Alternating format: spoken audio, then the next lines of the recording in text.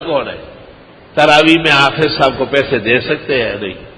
حافظ صاحب نے برا کیا ہے نا جو آپ کو 27 دن تک قرآن سنایا. ہاں، بے شعور اور بے شکر انسان. حافظ صاحب کو ایک ترازو میں ڈالو اور دوسرے ترازو میں سونا اور چاندی ڈالو. اتنا بڑا احسان کیا ہے اس نے. حافظ صاحب نے کب کہا ہے کہ اے لوگوں، میں قرآن سناتا ہوں، جب پورا ہو جائے تو اللہ کے واسطے مجھے اتنے لاکھ روپے دو. خوارو تم کیا دو گے؟ خواران زمانہ. حافظ صاحب کو کم از کم 30,000، متوسط 80,000، ورنہ 1,20,000 اور 1,60,000 بخاری سے ثابت ہو رہا ہے. ان خیر ما اخذتم علیہ اجرا کتاب اللہ، ان حق ما اخذتم علیہ اجرا کتاب اللہ. اور یہ فتوے کہ حافظ صاحب نہیں دے سکتے اور نہ دیا کرے، یہ فتوے معتزلہ اینڈ کمپنی کے نکلے. یہ اہل سنت کے خلاف فتوے. اس فتوے کی بنیاد یہ ہے کہ ایک کے پڑھنے سے دوسرے کو فائدہ نہیں، اور ہمارا ایمان یہ ہے کہ حافظ صاحب کے پڑھنے سے آسمان و زمین قائم دائم. اس لیے میں نے آج سے 30 سال پہلے اپنے تمام مشائخ و اساتذہ کے ہوتے ہوئے اس مسئلے میں اپنا موقف ببانگ دہل لکھا ہے کہ حافظ قرآن تراویح میں طلبہ ختم قرآن کے بعد ہر طرح جس طرح ہو لینا اور دینا صرف جائز نہیں بلکہ وجوب کے درجے میں. اور میں نے ان لوگوں کو دیکھا جو قرآن پڑھوا کے کچھ نہیں دیتے، وہ سب تباہ و برباد ہو گئے. دانیال جب قرآن پڑھے تو دانیال کے حساب سے کم از کم 14 میٹر کا شلوار اس کی ایک بنتی ہے، کیونکہ وہ 22 کلو کا خالی افطار کرتا ہے. اس حساب سے اس کو ایسے جوڑے دے کہ سال بھر میں اس کو مزید سلوانے کی ضرورت نہ ہو. طالب علم جب کسی جگہ قرآن خوانی کر کے آئے، سال بھر اس کے تمام انعام و اکرام اس گھر کو کرنا چاہیے. ھذا ھو الفتویٰ وانشاءاللہ ستفوق علی التقویٰ. یہ حرام ہے، وہ حرام ہے، اکو بکو سندر بکو. توبہ. ام تسألہم اجرا، کیا آپ مانگتے ہیں ان سے؟ مانگتے کیوں؟ مانگنے کی کیا ضرورت ہے؟ لیکن جب لوگ بدھو ہو، کمعقل اور بے شعور ہو تو حافظ صاحب کہہ سکتے ہیں کہ کل رات کو ختم قرآن ہے اور خبردار کہ کوئی خالی جیب آیا. انکان جاہلا فعلینا تعلیمہ، آلوسی لکھتے ہیں بے وقوف ہے، سمجھانا پڑتا ہے کہ خالی جو ہے نا گلے ملنا اور ہاتھ ملانا، اس کا کیا مطلب ہے؟ تش پتورا اور کالو خان تے گورا. آپ کا گھر مغلوں نے لوٹا ہے کیا؟ یا فوجی گھس گئے تھے تباہ کرنے کے لیے، یا ڈرون حملے نے مارا ہے؟ حافظوں کو رچاؤ، مالا مال کرو.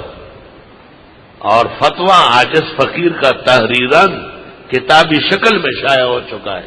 ماں کا بیٹا اس کا جواب لکھے.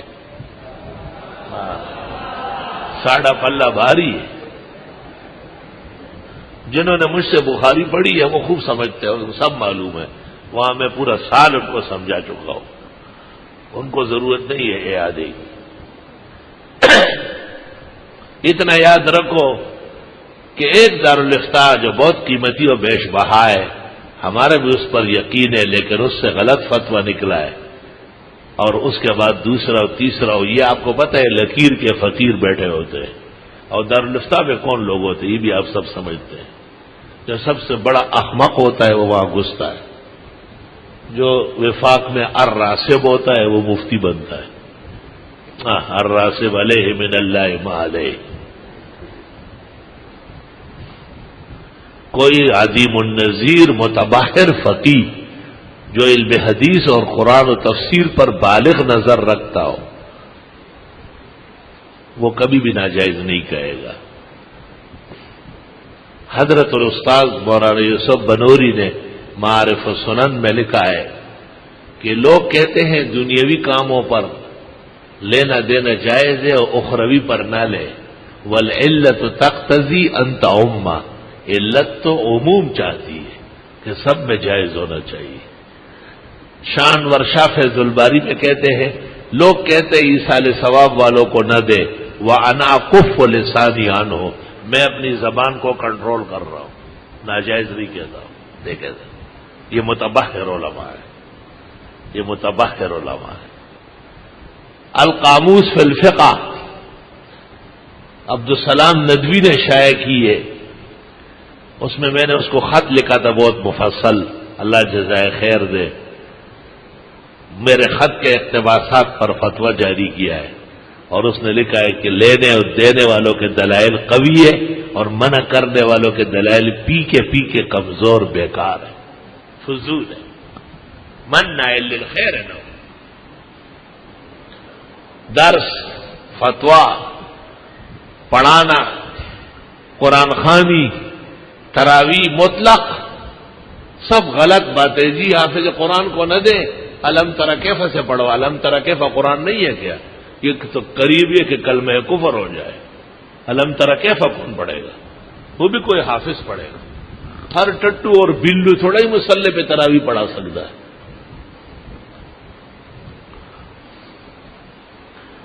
یہ بات میں نے اس لیے کہی کہ ہمارے حفاظ بھائیوں کے ساتھ زیادتی ہو رہی اور بلا دلیل و برہان کے ان کو رگڑا جا رہا ہے، اور عوام کے ہاتھوں میں گستاخی کا چھرا دیا جا رہا ہے کہ دیکھیں ہم تو آپ کے پیچھے پڑتے ہیں مگر آپ نے کچھ لینا نہیں۔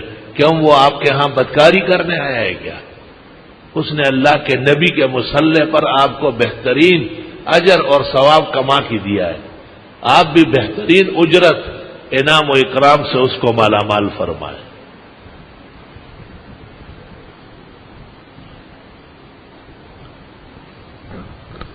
چونکہ یہ فتاوا جو تمام مدرسوں سے شائع ہے ایک دوسرے کو دیکھ کے لکھا ہے، اور ان میں کوئی سوچ، فکر، عقل، دانش، شعور نہیں رکھا گیا، اس لیے یہ فتوے میرے سامنے مچھر کے پر کے برابر نہیں۔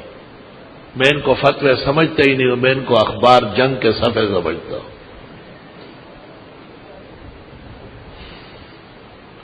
جب میری تحریر ان کے اوپر آ جائے گی تو جیسے چڑیا ہے باز کے سامنے تتر بتر ہو جاتی ہے۔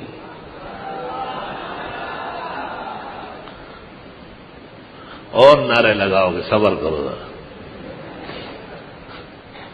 ہاں، اس کی برکت ہے کہ روز سیٹ آتا ہے تم میں نوٹ بانٹتا ہے، روز یہ تقریروں سے اس وہ جوش آیا ہوا ہے، کہتے رات کو پھر آ رہا ہوں، میں نے کہا آؤ، روز آؤ۔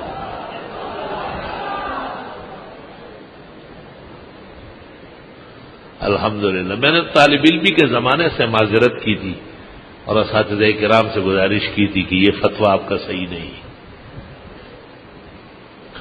تو حضرت نے مجھے کہا لکھ لو، لکھ دیا تو بہت خوش ہوئے، بہترین کام کیا ہے۔ یہاں ایک بات امانتاً یاد رہے، اس فتوے کے لکھنے کی وجہ یہ قرآن خوانی یا تراویح نہیں ہے، ڈاکٹر عثمانی نے ایک رسالہ نکالا تھا کہ چونکہ یہ علماء دین فروشان ہیں، فتوے پر تنخواہ لیتے، حدیث پر لیتے، درس پر لیتے ہیں، امامت پر لیتے ہیں، اس لیے ان کے پیچھے نماز پڑھنا یا ان سے مسئلہ پوچھنا حرام ناجائز ہے۔ ڈاکٹر عثمانی کا رسالہ ہے، اس کو میں نے بنیاد بنا کے یہ سب کچھ لکھا ہے، اور اس میں نے تمام چیزیں جو اس نے زندیق نے اس کو نشانہ بنایا اس کو جائز کرنے کی پوری ایڑی چوٹی کا زور لگایا، اور پوری امت کے اکابر و اصاغر کی تحقیقات پیش کیے۔ بخاری نے حسن بصری سے یہاں تک نقل کیا ہے کہ ہمیں کوئی معتد بھی عزت والا آدمی معلوم نہیں ہے جو ناجائز کہتا ہو۔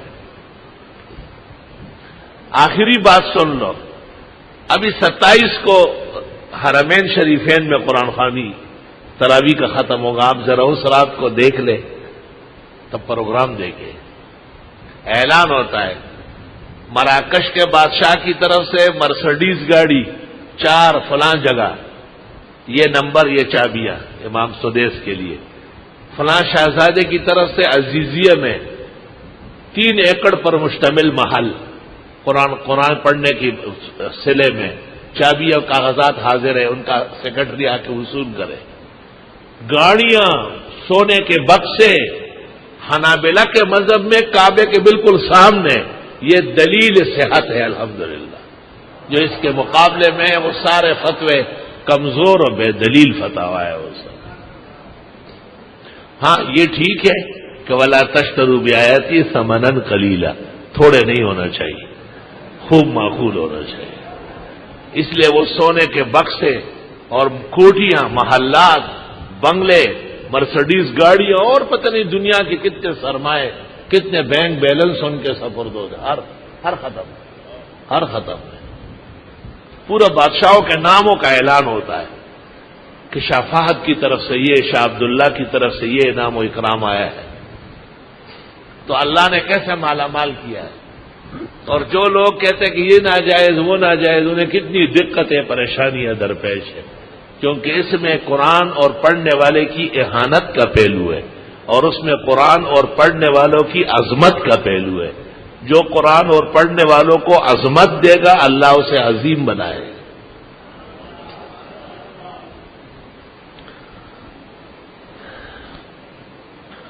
اور زیادہ کچھ کہنے کی ضرورت نہیں، کیونکہ یہ میرا فتویٰ و تحریر آپ کے حق میں ہے، اس کو ویسے بھی آپ آگے بڑھائیں گے۔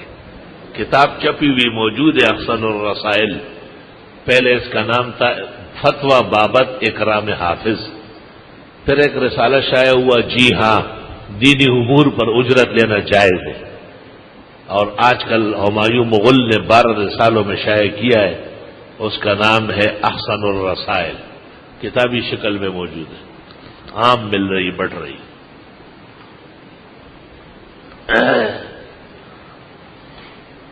قرآن خوانی کے وقت طالب علموں کو ٹھنڈے شربت، کبھی دودھ کے، کبھی پستے بادام کے، قرآن خوانی جب مکمل ہو جائے اعلیٰ قسم کے طعام اور نوٹوں کے لفافے، اور سب طلباء کو سوٹ اور جوڑے۔ اگر یہ کر لیا گیا تو جس کام کے لیے کیا ہے وہ ہوگا، اور اگر یہ نہیں کیا تو انشاءاللہ تباہ و برباد ہوگا۔ ہاں یاد رکھنا، طالب علموں کی توہین برداشت نہیں ہے، بالکل۔ طالب علم کسی کے باپ کے مزدور ہے، جو ان کے گھر میں 2 گھنٹے بیٹھے رہتے ہیں، وہ ان کے گھر کے لیے مدرسے میں آئے تھے کیا؟ وہ اپنے اللہ کے دین کا علم پڑھنے آئے۔ آپ ان کو گھر لے چلتے، قرآن خوانی کراتے، معزز مہمان کی طرح اکرام دیں گے، اور اکرام بغیر طعام، شراب، کپڑے اور پیسوں کے کوئی معنی ہی نہیں رکھتے تھا، اور کیا اکرام ہوتا ہے۔ ان خیر ما اخذتم علیہ اجرا کتاب اللہ، ان حق ما اخذتم علیہ اجرا کتاب اللہ، بخاری شریف کے اندر تقریباً 22 جگہ یہ حدیث موجود ہے۔ بعض لوگ کہتے ہیں کہ جی یہ بیوع میں لایا ہے، تو ٹھیک ہے نا، خرید فروخت کے طور پر بھی ثابت ہے۔ کبھی کہتے ہیں یہ غنائم میں لایا ہے، تو کیا فضائل قرآن میں نہیں لایا؟ کیا فضائل قرآن میں بھی تو ذکر ہوا ہے، بات ہی ختم ہو گئی۔ ام تسألہم اجرا، کیا آپ مانگتے ہیں ان سے اجرت؟ مانگے نہیں، تبلیغ والوں کی طرح چندہ نہ مانگے، بندہ مانگے کہ تو چل ساتھ۔ فہم من مغرم مثقلون، پس وہ اس کے بوجھ تلے دبے ہوئے ہیں۔ ام عندہم الغیب، یا ان کو علم غیب ہے، فہم یکتبون، پس یہ لکھ رہے ہیں۔ طالب علمی کے زمانے میں ایک سیٹ آیا اور مجھے کہا کہ طالب علموں کو لے جانا ہے قرآن خوانی کے لیے، میں گاڑیاں لے آؤں گا، چھٹی ہے، کل جمعہ ہے آپ کی، ناشتہ بھی وہیں کر لیں گے اور قرآن شریف پڑھ لیں۔ ہم چلے گئے وہاں۔ اس زمانے میں جبکہ ہمارا وظیفہ درجہ رابعہ سے دورہ حدیث تک صرف 11 روپے تھا، اس میں 1 ٹک کا اضافہ نہیں ہوا پورے 5 سال میں۔ ایشیا کے مقتدر ادارے میں 1 پائی اضافہ نہیں ہوا۔ اس نے 5-5 روپے بانٹے. میں نے لڑکوں سے کہا مت لے. اس نے کہا کیوں؟ میں نے کہا 50-50 دے دے. وَلَا تَشْتَرُوا بِآيَاتِي ثَمَنًا قَلِيلًا، قلیل نہیں لینا ہے. اس نے کہا 50 روپے ایک طالب کو؟ میں نے کہا ہاں ایک کو. کیوں؟ 100 دے دو. کبھی بھی نہیں. میں نے کہا ٹھیک ہے تو ہم دعا کرتے. میں نے طالب علم سے کہا اس کے تباہی کی دعا کرو. اس نے کہا صبر صبر صبر. اٹھ کے چلا گیا اور 50-50 لے آئے. کہ یہ لے لو اللہ کے واسطے، ہمیں دعاؤں میں یاد رکھو. میں نے کہا بس جب بھی آپ نے کمی کی پھر دیکھو ہمارا توپ کا منہ ادھر ہو جائے گا. ایک دن حضرت الاستاذ حضرت اقدس مولانا بن نوری نے اعلان کیا درس میں کہ میرا ایک دوست ہے، اس کا کاروبار بہت کمزور ہو گیا، طالب علم قرآن شریف پڑھ لے، ان کے لیے دعا کر لے. دارالحدیث میں سپارے تقسیم ہو گئے، ہم نے قرآن شریف پڑھا. حضرت بھی اپنے سیٹ پر بیٹھے سپارہ پڑھ رہے، پورا سپارہ پڑھ لیا مولانا صاحب. پھر وہ سیٹھ صاحب آیا، اس نے حضرت سے کہا کہ طالب علموں کی خدمت کر سکتا ہوں؟ حضرت نے کہا بالکل، بہت ضروری ہے. اور بخاری کی حدیث سندن مطلن وہی لدیق کی ابو سعید خدری کی خوب پڑھنے لگے. تو اس نے کہا میں ابھی آتا ہوں. وہ چلا گیا گھر اور ہم خوب دعائیں کرتے تھے کہ اللہ خوب پیسے لے آئے. وہ بھی ایک بنڈل لے آیا. حضرت صاحب کو کہا کہ 50-50 آپ نے فرمایا بہت ہے. اس زمانے میں 50 روپے کسی مدرس کے پاس بھی نہیں ہوتے تھے. تو حضرت مولانا رحمت اللہ علیہ نے وہ پیسے لے کے فرمایا کہ میں خود تقسیم کرتا ہوں تاکہ میرے شاگرد اس کو ناجائز نہ کہے. ہم نے درخواست کی کہ آپ اپنی جگہ بیٹھے، ہم یہی آ کے لیتے ہیں. حضرت نے کہا اچھا، ورنہ آپ باقاعدہ ایسے اٹھ کے جانے لگے تھے. ہم نے کہا حضرت آپ اپنی جگہ تشریف رکھیں، ہم سب مل کے جو ہے ایک ایک آتے رہیں گے. حضرت مولانا کے مبارک ہاتھوں سے الحمدللہ ہم لے چکے ہیں.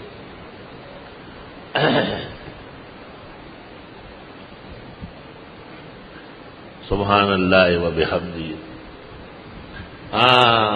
ما د بازونو یاری کړي ا د بورډینګ ما تمو لاسولا سنگنا. ایسے بڑے بڑے محدثین فقہا حضرت جب تشریف لاتے تھے طالب علم کہتے تھے امام بخاری خود آ رہا ہے، دیکھو کیسے شان و شوکت اللہ نے دی.